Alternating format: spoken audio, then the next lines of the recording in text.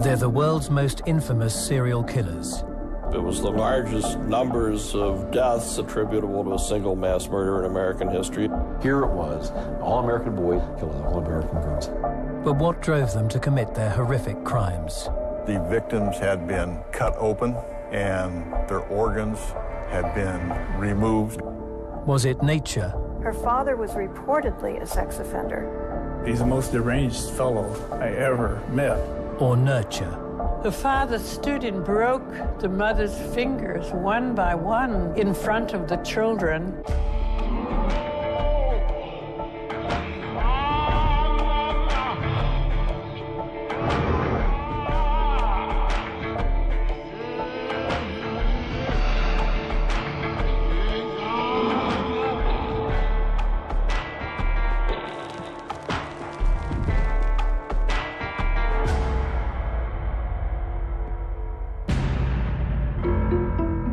John Wayne Gacy, a sadistic serial killer that fooled even his closest friends and neighbors.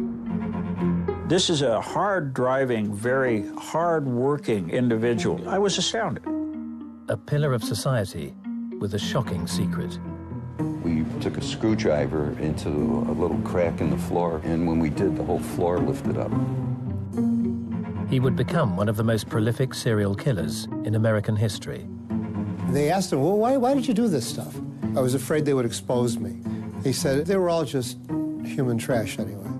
But was John Wayne Gacy a product of his upbringing, or was he born to kill?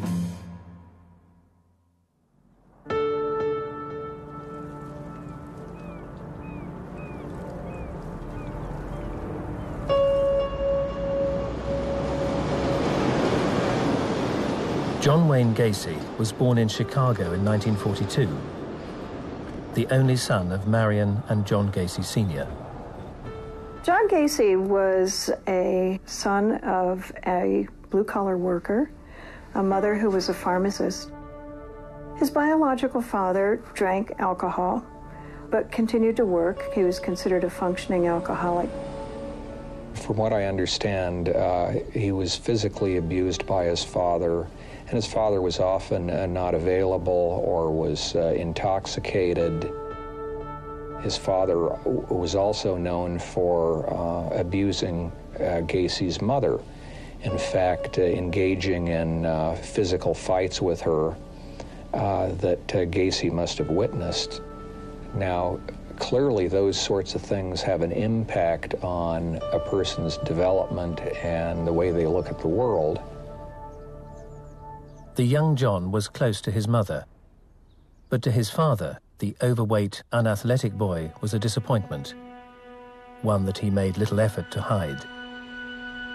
His father would come home, he would go down into the basement, into his workshop, not interact with anyone in the family, but had this special thing about his son, whom he felt should be better, more like the father, become a business person, become someone who was admired in the community. Gacy's father regularly called him stupid, a mama's boy, and a sissy. His father frequently told him that he was a failure, he wouldn't amount to anything. So again, you think of how someone growing up with that kind of verbal abuse and emotional abuse would develop as an adult. John entered his teenage years and began to complain of body problems, headaches, faintness, dizziness, which the father must have seen as a weakening, that this was not a strong person, this was not a person who could stand up and be tall and be successful.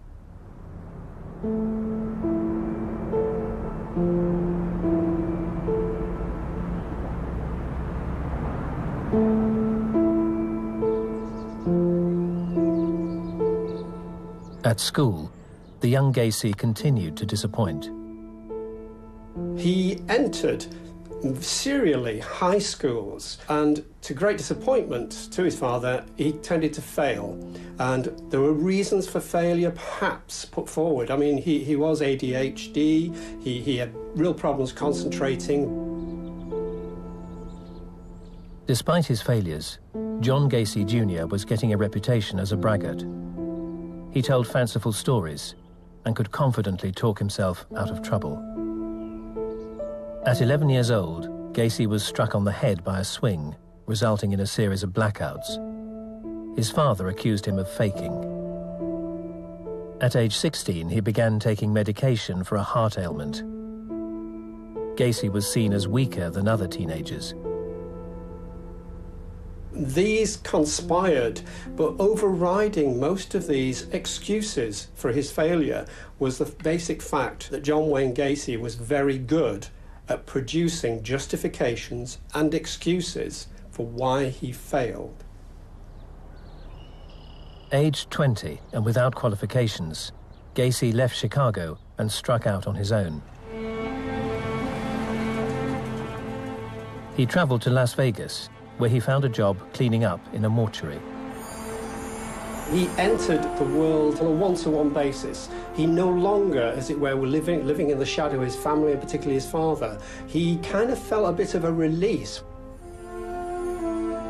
Working in there and sweeping up was probably not the kind of high-status job, but it was a job he attained on his own, and it was a job that he managed to hold down. The work was low-paid and menial. Gacy often worked alone, with only dead bodies for company. A number of serial killers will go through a variety of experiences which will mean that they come into close proximity with dead bodies. In Gacy's case, we know that he acted as a janitor in a mortuary. We have a kind of familiarization with dead bodies, a familiarization that would take away the taboo of being around a dead body. John Wayne Gacy's new life in Las Vegas didn't last long. After only 3 months, he used what little money he'd saved to return to Chicago.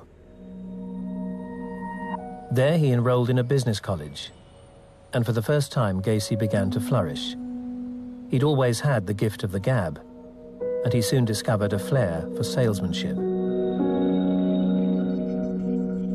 Gacy suddenly realized that there was something that gave him esteem.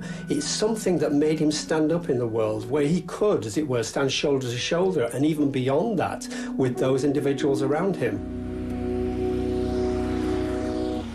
By the age of just 21, Gacy's business talents had won him the position of manager at a shoe store.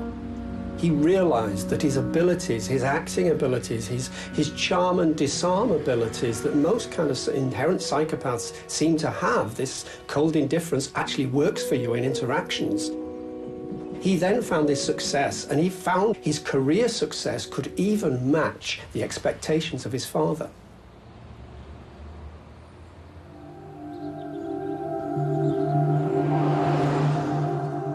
In September 1964, Gacy met and married his co-worker Marlin Myers.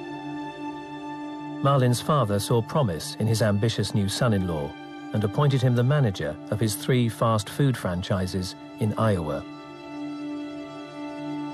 John and Marlin began a new life in Waterloo. Together they had 2 children. Gacy was now a family man, a rising star in the local business world, and a popular member of the community. On the surface, it was a storybook existence.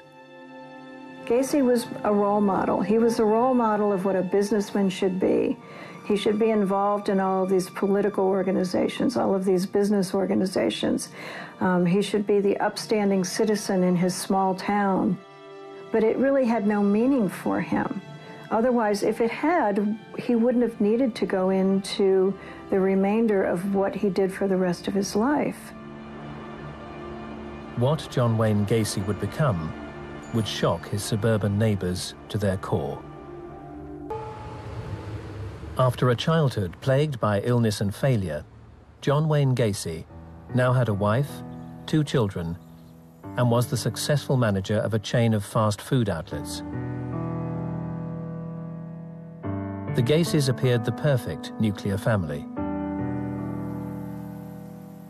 But behind the respectable facade, John Wayne Gacy had begun to inhabit a world at odds with the straight-laced image of Midwestern suburbia. He got started abusing teenage boys sexually, and there are a few chilling incidents where he actually threatened some of these young men. Though he didn't injure or kill anyone as far as we know. In 1967, Gacy lured 16-year-old John Tullery to his home. They watched pornographic movies, drank, and played pool. Then, without warning, Gacy forced Tullery onto a bed at knife point, handcuffed him, and started to choke him. In the case of John Tullery, he followed the usual getting them drunk and showing pornography and then turning suddenly and using violence or threat, and in this case a knife, to force that person into handcuffs, into a power submissive role, and then to actually inflict torturous sexual behavior, taunting, choking, threats to that individual, who would, generally speaking, in many occasions, not report this. But Tullery did report his ordeal, and other boys would follow. Gacy was arrested. The 26-year-old family man and bright light of the community was charged with sodomy and sentenced to 10 years in Anamosa.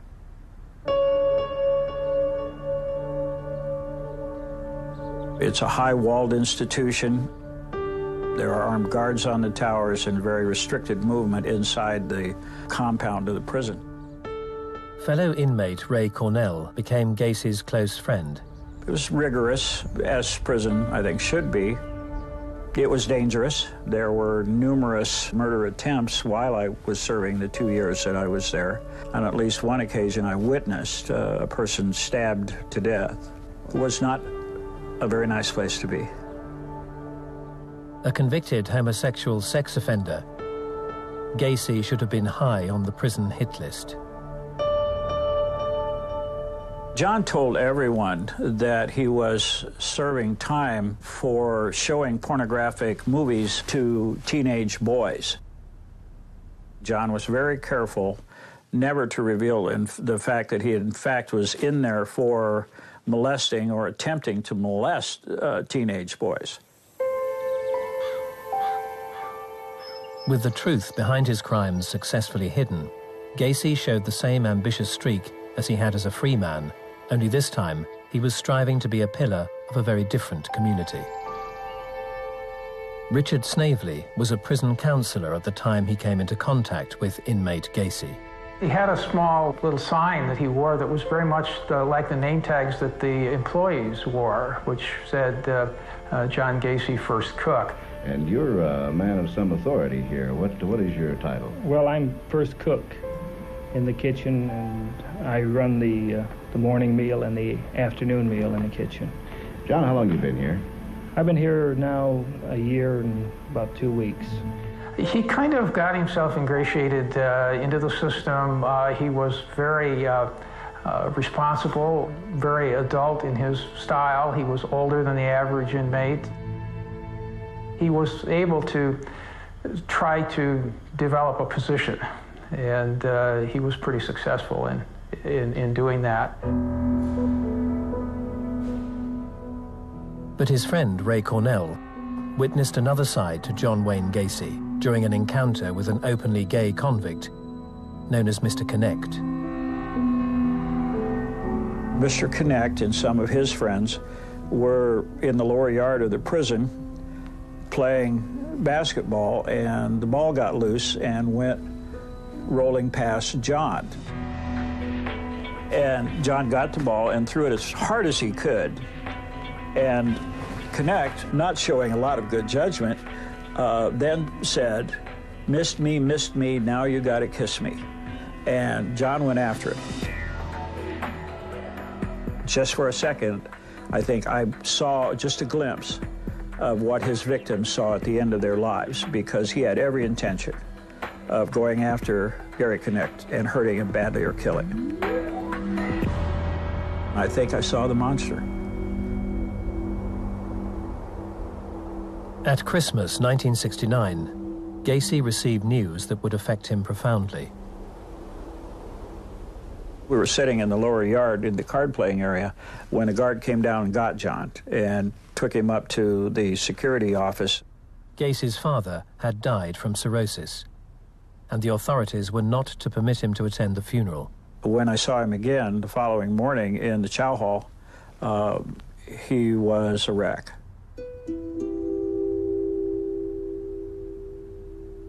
He requested permission to visit his father and I suppose make amends with him.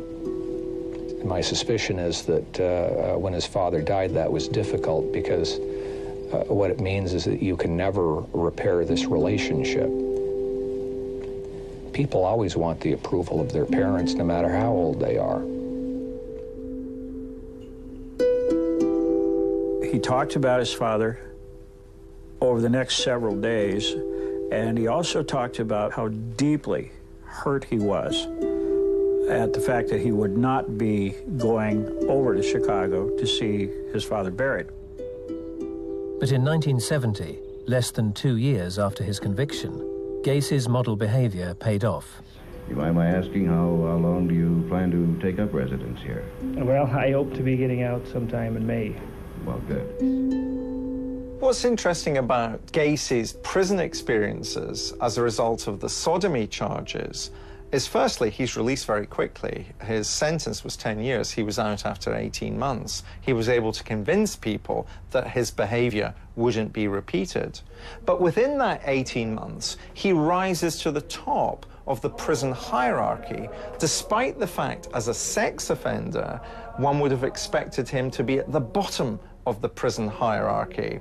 So what we're seeing here is the skills that actually underlie Gacy's behavior over a long period of time, skills that allow other people to gain confidence in him, to see him as responsible, to see him as trustworthy. Of course, ultimately, he would abuse that responsibility, he'd abuse that trust.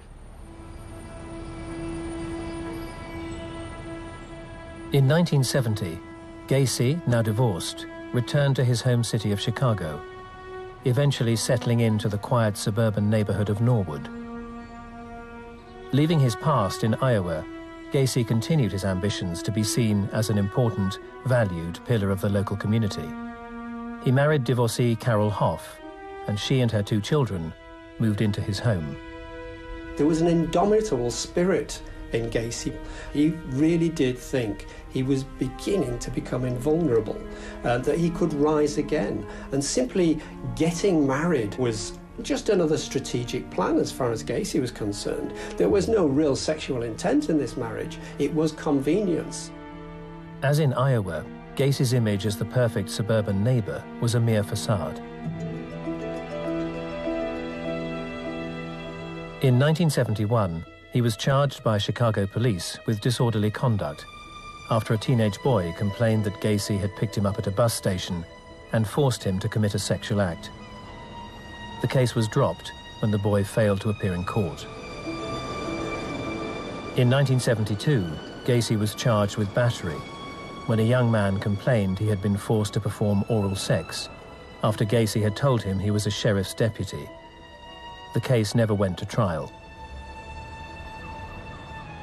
Timothy Jack McCoy was just 15 years old when he was picked up by Gacy at a Chicago bus station in 1972. After spending the night together, Gacy stabbed him to death. Gacy would later claim the killing was accidental and in self-defense. Many murderers commit a murder because of the force of particular circumstances at a particular point in their life. But crucially, the vast majority of murderers are overwhelmed psychologically by the fact they've taken another person's life. And they never want to repeat that experience because they understand how difficult that has been, not just for the victim's family, but also for themselves. Sadly, a small number of murderers want to continue to behave like that because they found that experience visceral, vital, exciting, sexy. Gacy had his first taste of murder. It would be far from his last.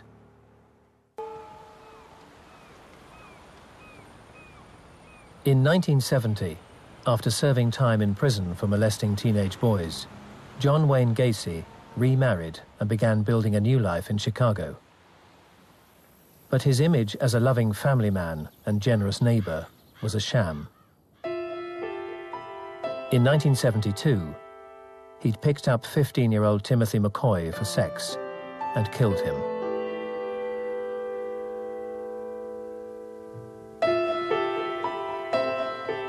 Gacy would not be arrested for the murder of the teenager. As far as the rest of the world was concerned, the 15-year-old had simply disappeared. And to the local community, John Wayne Gacy seemed ever more the perfect suburban neighbor. The neighbors on the block liked him. He was a very friendly man. He would give these tremendous outside parties for 100 to 200 people. Gacy regularly entertained his neighbors by dressing up as a clown and performing magic tricks. Gacy was the kind of person that, not knowing how evil he was, you would like to have him in your community. He was active in the JCs, which is the Junior Chamber of Commerce, and he was a volunteer for the political party of his choice, and he was very well thought of in the very small world of his community.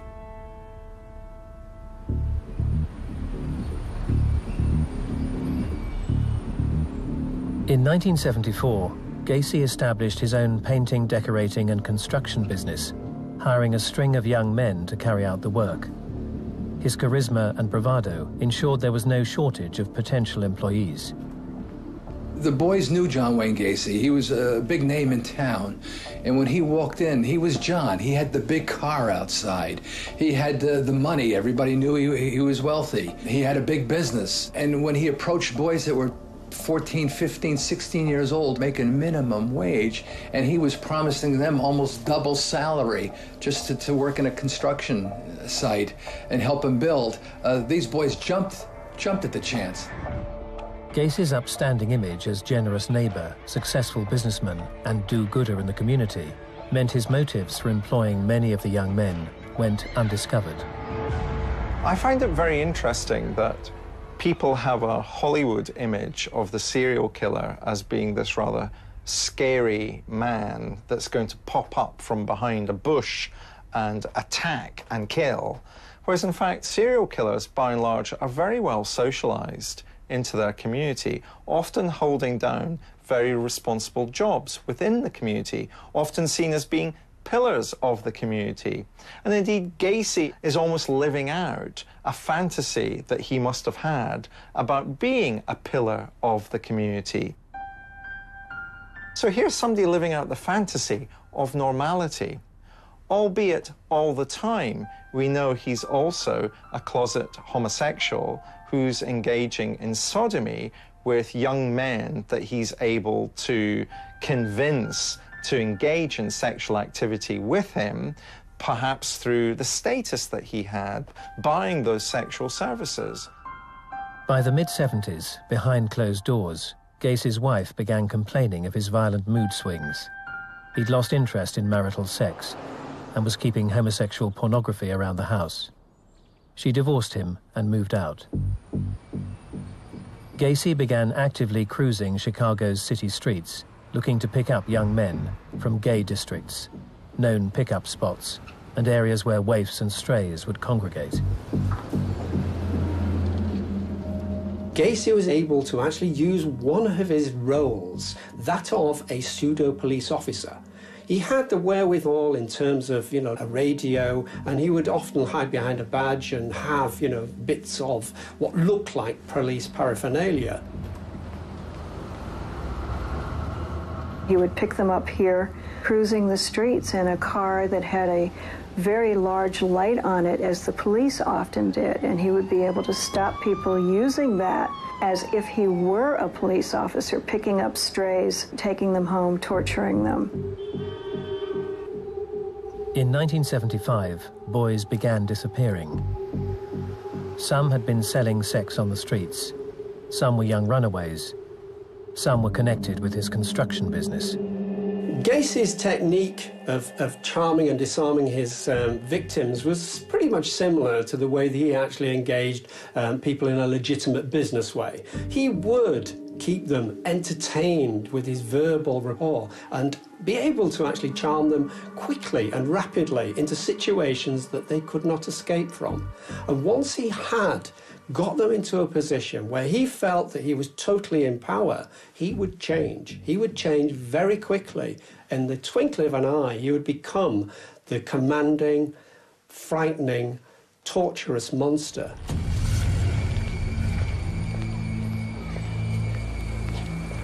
The young men would frequently be drugged, handcuffed, subjected to repeated rapes and terrifying ordeals of torture.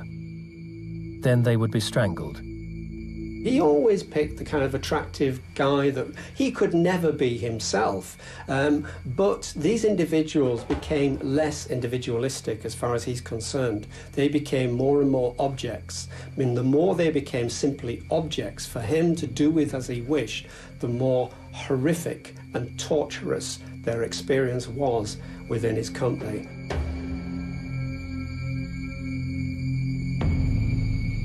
Gacy seems to me to fall into the criteria of the hedonistic serial killer. In other words, the person who kills simply for the sexual thrill of killing, in particular strangling his young victims and sodomizing them. Rumors circulated amongst the gay community about the dangers of a large man with a liking for violent, sadistic sex. But despite an ever-increasing number of disappearing young men, they were simply assumed to have left town or run away. With no bodies discovered, they were chalked up as just another of the thousands of missing persons reported in the city each year. The police tend to call young kids of that kind blue dross. They tend to call them that as a way of saying they don't matter as much as kids from a normal background, so we don't give them as much attention. We also know, because of their sexuality, that often that means the police don't take enough notice of the violence in gay men's lives. Even when police were alerted to Gacy's sadistic behavior, they failed to act. On a night in March 1978, 27-year-old Jeffrey Rignall was lured into Gacy's car by his offer to share a joint. He was chloroformed, driven to Gacy's house, and subjected to prolonged, agonizing sexual torture. After being repeatedly drugged, he eventually awoke, sprawled under a statue in Chicago's Lincoln Park. Despite reporting the incident, Gacy remained at large.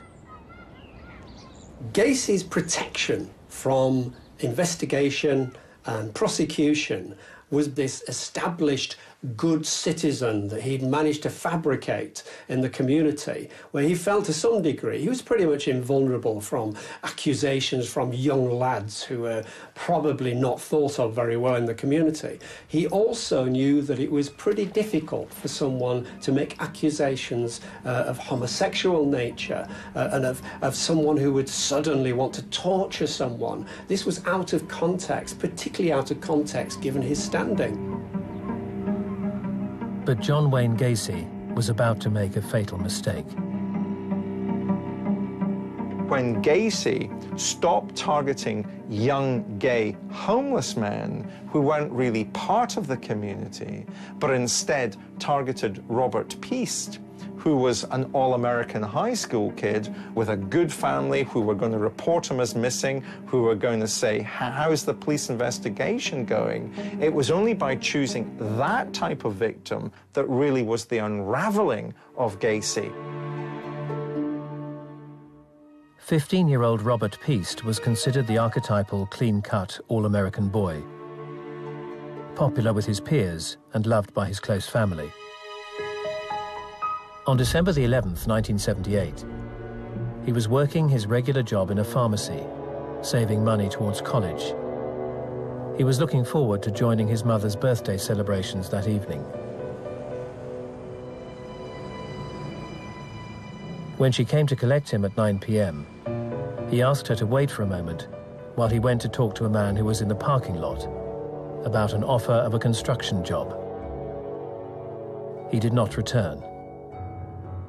Chief of Detectives Joseph Kozenzak received the missing persons report.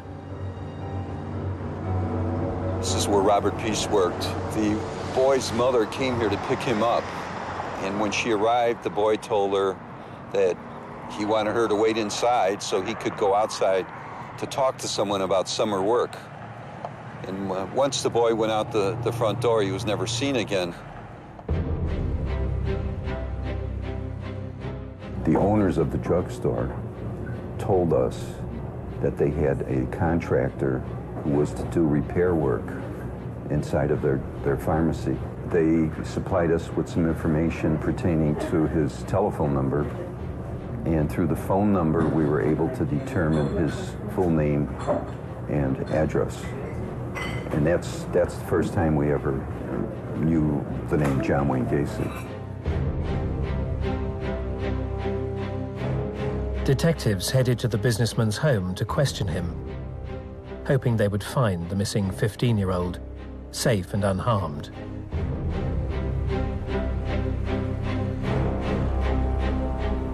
Gacy had a diamond-shaped window in his front door, and the front part of his house was dark, but there was a street lamp on the sidewalk in front of his residence. And as I stood in front of his door knocking on it, with the reflection of the light into the window, I could see a face staring back at us.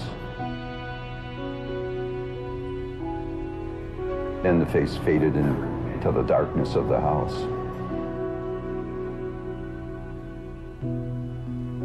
And as we walked along the side of the house and looked inside of a window, we could see Gacy sitting in a chair watching television, drinking a beer. It was an uncomfortable feeling being inside his residence. And he was belligerent, uncooperative, and seemed he seemed nervous.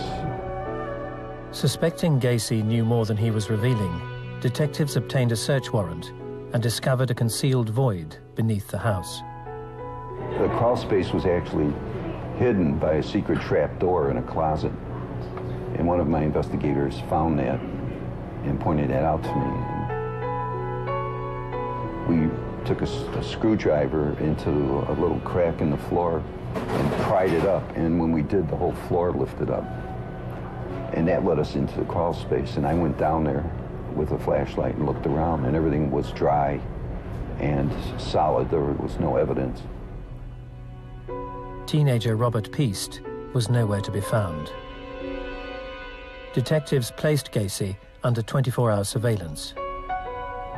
When we started our surveillance, Gacy initially responded by telling many of his friends that we were FBI agents, that we were bodyguards. But ultimately what happened is he really started to break down psychologically, in the sense that he couldn't maintain his day-to-day facade of being Mr. Nice Guy or a businessman, because every time he went out his front door, there was a police car sitting there waiting to follow him around. Despite finding no bodies at his house, the police had discovered a stash of personal possessions that appeared to have been collected as trophies. We had started to find case reports based on pieces of ID we found on the first search warrant, and identified those little pieces of identification as being missing persons who were former employees of Gacy's. The mounting evidence convinced detectives that they should begin digging in the crawl space under Gacy's house. Prosecuting attorney Robert Egan was one of the first on the scene. The first body was excavated, and everyone was kind of standing around waiting for the excavation. There was a lot of water in the crawl space. As a matter of fact, the body had to be taken up literally out of water. The evidence technician had to reach down and feel a rib cage and then pull the rib cage up out of the water. The parts were put into a body bag, and as that was taking place, the evidence technician that was doing the excavation was feeling down under the water, and he yelled out to us, and everybody kind of turned around to see what he was worried. He said, I've got another rib cage down here. Beneath the unassuming suburban home, detectives had made a discovery that would see it become one of the most infamous houses in American history. In 1978, the search for 15-year-old Robert Peast had led detectives to the home of John Wayne Gacy, a businessman and pillar of the local community. There they discovered the remains of a decomposing body in a hidden crawl space beneath the house. But that was only the beginning. The evidence technician that was doing the excavation, he yelled out to us. He said, I've got another rib cage down here. The second set of remains was merely the tip of the iceberg. Body after decomposing body was being unearthed. Gacy kept the bodies of his victims under the house. It's an ideal way to remember where his victims were. It's an ideal way of keeping control over those victims even after they've died. A total of 29 young men were discovered buried on Gacy's property, 27 of them in the crawl space beneath his home. In police custody, Gacy began to confess. He admitted to strangling all but his first victim. He would choke them with a tourniquet as they were sexually assaulted. He referred to this as his rope trick. He claimed some victims convulsed for an hour or two before dying. When the investigation started, the neighbors essentially were just shocked beyond belief, because most of the neighbors, even at that point in time, still said, John would never do anything to harm anybody. My son played by his house. He's always had parties for the neighborhood. He was a nice guy, a good businessman. So the neighbors were just totally shocked. I was astounded. This is a hard-driving, very hard-working individual. This is a guy who appeared to have the social norms and the social values of the average middle American right down to the ground. I certainly did not anticipate anything like that. When I found out, I was stunned. But none of the bodies under the house was 15-year-old Robert Peast. His whereabouts were finally discovered in April 1979. Robert had been killed on the night of his abduction. With no space left under his house, Gacy had thrown the teenager's body from a bridge into the Des Plaines River. 3 other boys had suffered the same fate.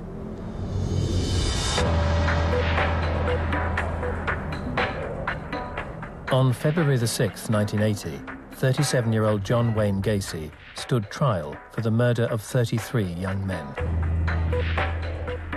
Well, the defense argued that he was insane because he couldn't control his actions. I mean, obviously he couldn't control his actions. He killed 33 people that we know of. But as an insanity defense in a legal courtroom, that's not going to hold up.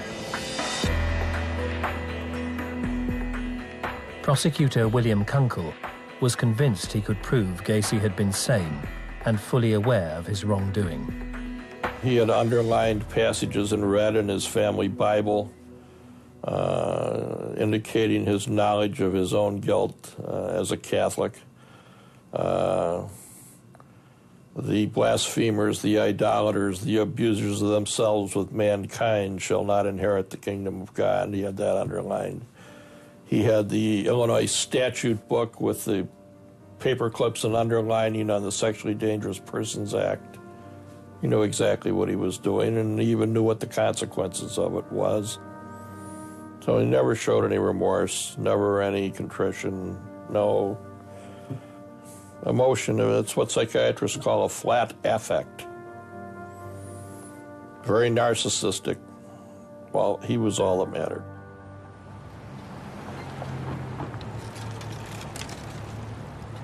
On March the 13th, 1980, John Wayne Gacy was found guilty and sentenced to serve 12 death sentences and 21 natural life sentences.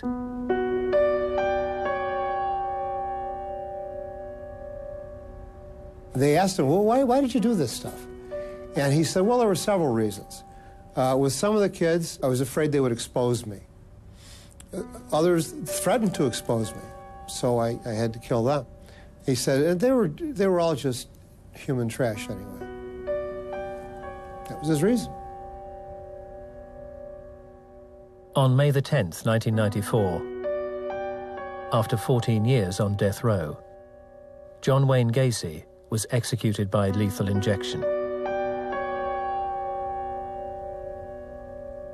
Gacy remains one of America's most prolific serial murderers. But what drove him to snuff out the lives of 33 young men? Was the belittling and abuse at the hands of his alcoholic father the catalyst? Was the blood clot on his brain from his childhood accident with a swing the trigger? Or was John Wayne Gacy simply born to kill? I don't think there's anything in Gacy's background that suggests that he was born to kill. My sympathy for Gacy's circumstances is that homophobia is a very difficult cultural phenomenon to overcome. And as a gay man, Gacy must have felt it was very difficult to be open about his sexuality.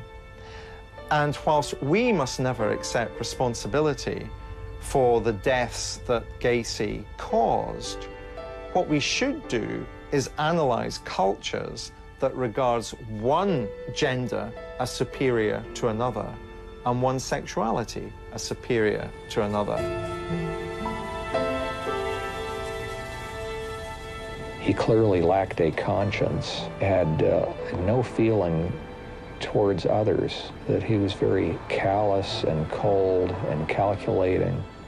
I can only conclude that people are born with this deficit, and there's no way we can change that. We can't teach someone to develop a conscience if it's not there. So just imagine yourself if you lacked a conscience, the sorts of things that you could get away with without feeling bad. It's a conscience that makes most of us behave because we'd feel bad. If you were suddenly freed of that, think of what you might do.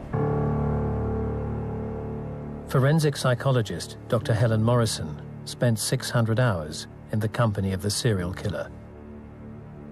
And after his death, was given permission by Gacy's family to have his brain examined. There were no obvious abnormalities. To him, those men and those boys were vermin. They just needed to be extinguished for no reason other than the fact that they needed to be gotten rid of. 99% of serial murderers are male. And this is around the world. It covers all cultures. It covers all socioeconomic groups. It covers all religious groups. It covers any type of place that you can imagine in the world. And yet they are so like, they've been cut out with a cookie cutter. They are so exactly the same. So we have to assume that there is some genetic foundation.